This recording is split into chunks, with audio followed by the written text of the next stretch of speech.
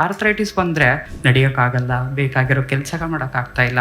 So ಇದೇನಾಗುತ್ತೆ, ಒಂಥರ negative impact of health ಆಗೋಕ್ಕೆ ಶುರು ಆಗುತ್ತೆ. ಫಿಸಿಕಲಿನೂ ಸಫರ್ ಆಗೋದು ಅಥವಾ ಮೆಂಟಲಿನೂ ಸಫರ್ ಆಗೋಂಥ ಲೆವೆಲಲ್ಲಿರೋಂಥ ಕಾಯಿಲೆ. ಇದಕ್ಕೆ ಮೆಡಿಕಲ್ ಫೀಲ್ಡಲ್ಲಿ there is no cure. Arthritis ಜೊತೆಗೆ ನಾವು ಜೀವನನ ನೋವು ರಹಿತವಾಗಿ ಇಟ್ಕೋಬೋದು.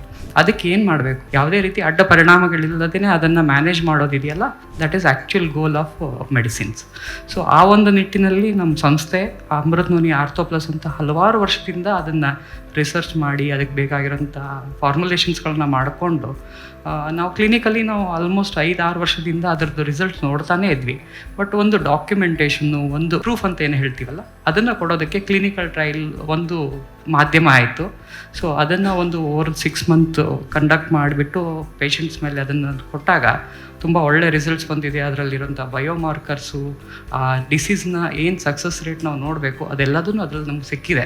ಒಟ್ಟಾರೆ ಹೇಳಬೇಕು ಅಂತಂದರೆ ಇದೊಂದು ನಮಗೆ ಡಾಕ್ಟರ್ಸಿಗೆ ಒಂದು ಟೂಲ್ ಅಂತ. ಸೊ ಅಮೃತನೋನಿ ಆರ್ಥೋಪ್ಲಸ್ ಇದ್ದರೆ ನಾನು ಆರ್ಥ್ರೈಟಿಸ್ನ ಮ್ಯಾನೇಜ್ ಮಾಡಬಹುದು ಅನ್ನೋ ಕಾನ್ಫಿಡೆನ್ಸು ನಮ್ಮ ಡಾಕ್ಟರ್ಸಿಗೂ ಕೊಟ್ಟಿದೆ. ಅದು ಅಷ್ಟು ಒಳ್ಳೆ ರಿಸಲ್ಟ್ಸ್ಗಳನ್ನು ನಾವು ಕ್ಲಿನಿಕಲ್ಲೂ ನೋಡ್ತಾ ಇದ್ದೀವಿ, ಆನ್ ಡಾಕ್ಯುಮೆಂಟು ನಮ್ಗೆ ಸಿಕ್ಕಿದೆ.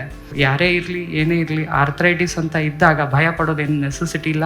ಕೆಲವೊಂದು ಲೈಫ್ ಸ್ಟೈಲ್ ಚೇಂಜಸ್ನ ಮಾಡ್ಕೊಂಡಾಗ ಆ್ಯಂಡ್ ಅದ್ರ ತಕ್ಕಂಗೆ ಮೆಡಿಸಿನ್ಸ್ಗಳನ್ನು ನಾವು ತಗೊಂಡಾಗ ಆರಾಮಾಗಿ ನಾವು ಆರ್ಥ್ರೈಟಿಸ್ ಜೊತೆಗೆ ಜೀವನ ಮಾಡಬಹುದು ಅಂತ ಹೇಳಿ ಎಲ್ಲರಿಗೂ ಒಳ್ಳೇದಾಗಲಿ ಅಂತ ಹೇಳಿ ಬಯಸ್ತೀನಿ.